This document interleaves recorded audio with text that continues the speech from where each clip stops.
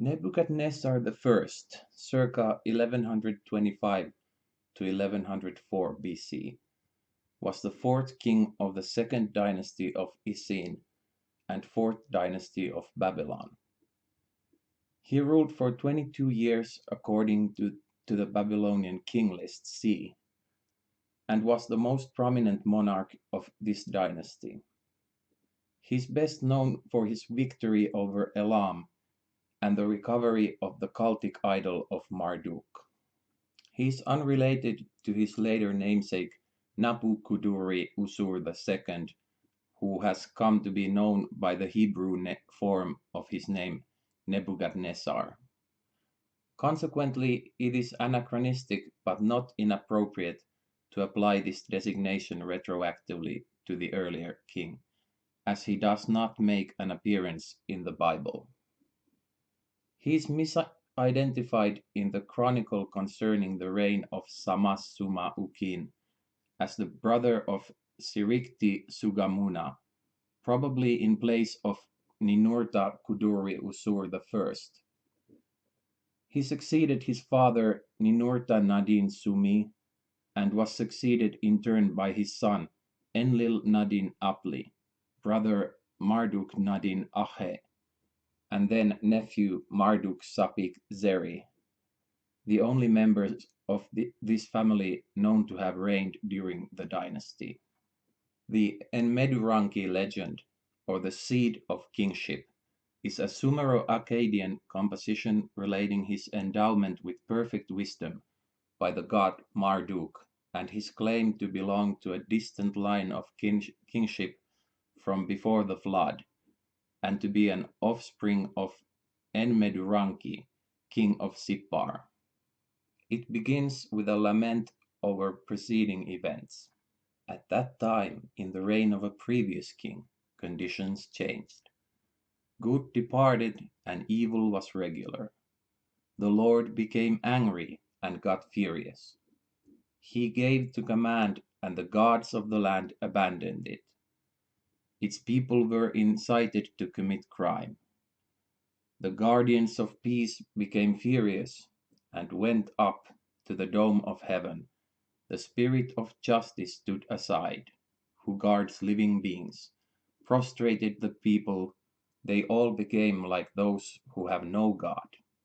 Evil demons filled the land, the Namtar demon. They penetrated the cult centers. The land diminished, its fortunes changed. The wicked Elamite, who did not hold the land's treasures in esteem. His attack was swift. He devastated the habitations. He made them into a ruin. He carried off the gods. He ruined the shrines. The duration of Nebuchadnezzar's war with Elam and the number of campaigns he conducted are not known, though it is reasonable to believe that this was a protracted effort with diverse strategic considerations. According to later literary tradition, an invasion of Elam was thwarted when his army was struck by plague and he narrowly escaped death in the stampede to return home. A raid, or sichtu, commemorated in a kuduru created during his reign, describes a successful campaign. In this raid, he was accompanied by the Kassite chieftain Sitti Marduk, who struck the decisive blow. He was able to overrun Elam in a surprise attack conducted from Dare during the hottest of the summer months, Dumuzi, when the axes, held in the hand, burned like fire and the road surfaces were scorching like flame. There was no water in the wells, and drinking supplies were unavailable.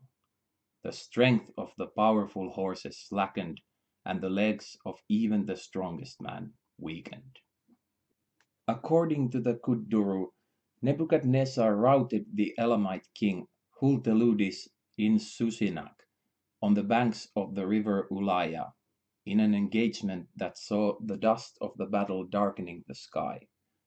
No contemporary or later source records a sack of Susa by Nebuchadnezzar, but according to another Kuduru, he was able to retrieve the statue of Marduk, here called Bel, and that of the goddess Il-Aliyah, during this or another campaign. The campaign destroyed Elam as a power and provided a defining moment for the Babylonians, akin to the siege of Troy for the ancient Greeks. This famous victory was celebrated in hymns, epic poetry, and alluded to in the Marduk prophecy. Known as Nabucuduri Usur and Marduk, or the Epic of Nabucuduri Usur, a poetic document deals with the legendary story of his recovery of the statue of Marduk, and is one of the two hymns to glorify his military achievement. It opens with the king in despair, lamenting over the absence of Marduk. Beautiful Babylon, pass through your heart. Turn your face toward your temple, Esagila, which you love. The hymn to Marduk, celebrating victory over the Elamites, is assigned to him rather than Ashurbanipal, who had a similar triumph on stylistic grounds. There is a poetic pseudo-autobiography which does not actually mention him by name. An interlinear Sumero-Akkadian text describes the events preceding the return of the statue from Elam and its joyous installation in Babylon. A 7th century astrological report alludes to observations made during his reign and their relationship to his devastation of Elam. The synchronistic history relates his entente cordiale with his contemporary, the Assyrian king Assur-Reza I, and subsequently the outcome of two military campaigns against the border fortresses of Zanqi and Idi that he conducted in violation of this agreement. The first was curtailed by the arrival of Assur-Reza I's main force, causing Nabucuduri Usur to burn his siege engines and flee, while the second resulted in a battle in which the Assyrians apparently triumphed, slaughtered his troops, and carried off his camp. It even reports the capture of the Babylonian field marshal, Karastu. He is titled as the conqueror of the Amorite lands, despoiler of the Kassites, in the Sitti Marduk Kuduru, despite the beneficiary being a Kassite chieftain and ally, and having smitten the mighty Lulubu with weapons. His construction activities are memorialized in building inscriptions of the Ekitus Hegal Tila, Temple of Adad in Babylon, on bricks from the temple of Enlil in Nippur, and appear in the later king Simbar Sipak's reference to his having built the throne of Enlil for the Ekur Igigal in Nippur. A late Babylonian inventory lists his donations of gold vessels in Ur and Nabonidus, circa 555 to 539 BC, consulted his stele for the Entu priestess. The earliest of three extant economic texts is dated to his 8th year. Together with two kudurus and a stone memorial tablet, these are the only contemporary commercial records extant. Apart from the two deeds related to the Elamite campaign, the other kuduru bears witness to a land grant to the Nisakku of Nippur, a certain Nudku Ibni.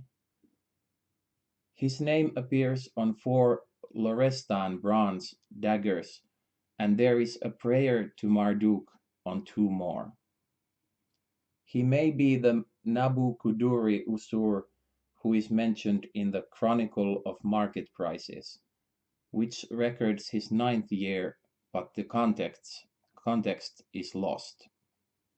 The Uruk list of sages and scholars names Sagil Kinam Ubib as the Umanu or sage who served under him and the later king Adad Apla Idina when he would author the Babylonian Theodicy, and several literary texts are thought to originate from his age, written in both Sumerian and Akkadian.